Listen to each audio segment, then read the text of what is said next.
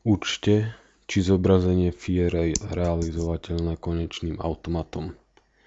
Takže zadanie zobrazenia je také, že výstup je buď 1 alebo 0.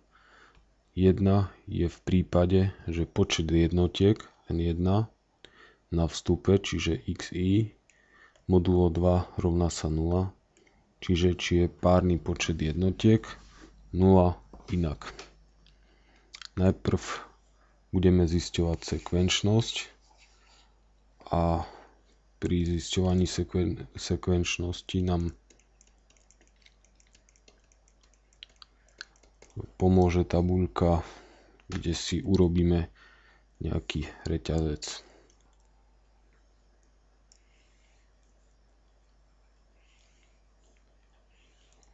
Tabuľka má 3 riadky.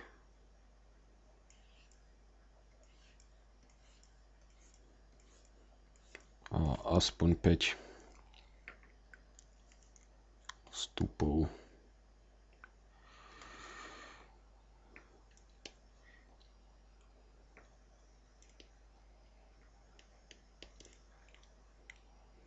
Index i, vstup it a výstup it, index 0, 1, 2, 3, 4, 5. No a nejaký reťazec. Spravíme si teraz napríklad reťazec 1, 1, 0, 0, 1, 0, 1. Takže zapíšeme si do tabuľky 1, 1, 0, 0, 1, 0. A ideme urobiť výstup pre daný reťazec. Takže podľa zadania pri nepárnom počte jednotiek bude 0. Príde ďalšia jednotka, jednotky sú 2, čiže 1. Príde 0, jednotky sú stále 2, takže na výstupe bude 1. 0, výstup 1, príde jednotka, takže výstup sa zmení na 0. Príde 0, tak výstup zostáva na 0.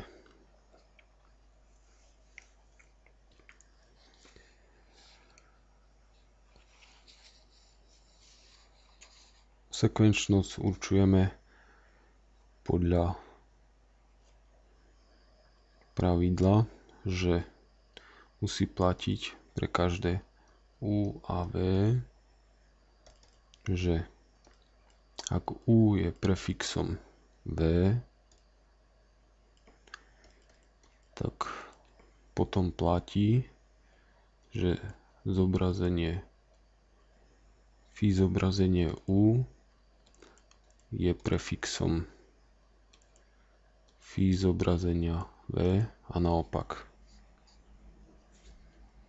Tak si zoberme napríklad prefix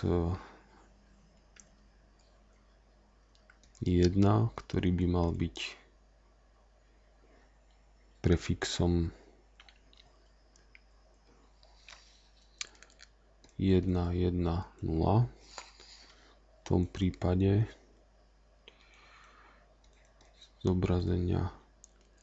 phi zobrazenie jednotky má byť prefixom phi zobrazenia 1, 1, 0. A pozrieme sa do tabuľky. Phi zobrazenie jednotky je 0 a phi zobrazenie 1, 1, 0 je 0, 1, 1, 0, 1, 1. A vidíme, že 0 je prefixom reťazca 0, 1, 1. Čiže toto platí. Ešte jeden príklad si zoberieme. Napríklad zo stredu tabuľky. Vyberieme si tieto riadky, pričom prefix bude prvý znak. Takže bude to vyzerať tak, že 0 má byť prefixom 0, 0 jednotky, čiže zobrazenie nuly má byť prefixom phi zobrazenie 0, 0 jednotky. Phi zobrazenie nuly je 1. Phi zobrazenie 0, 0 jednotky je 1, 1, 0. Vidíme, že 1 je prefixom 1, 1, 0. Takže platí sekvenčnosť. Druhá vlastnosť je, či zobrazenie phi zachováva dĺžku.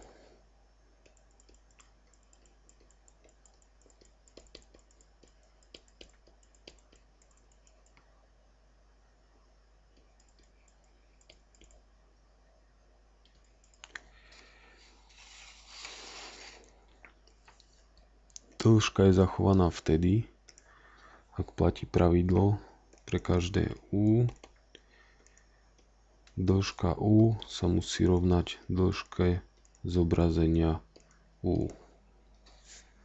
To značí, že ak si zoberieme nejaký reťazec na vstupe, dajme tomu prvé 3 hodnoty, čiže index 0, 1, 2, to bude 1, 1, 0, čo je naše účko, tak jeho dĺžka bude 3. Ak si zoberieme dĺžku 1, 1, 0, tak to bude vlastne reťazec 0, 1, 1 na výstupe a takisto má dĺžku 3.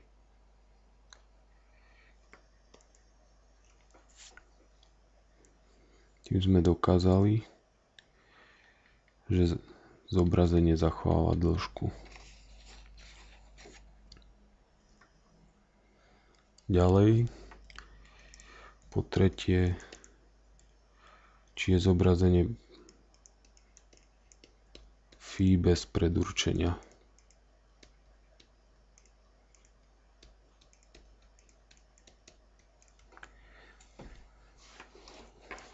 Toto zobrazenie je bez predurčenia, pretože výstup nezávisí na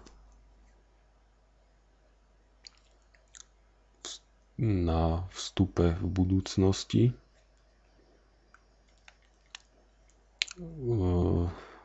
Dá sa to vysvetliť na príklade, že ak by sme mali nejaké zobrazenie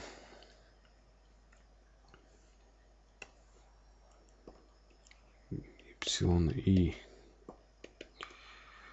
že 0 by bola, ak x y plus 2 sa rovná 3,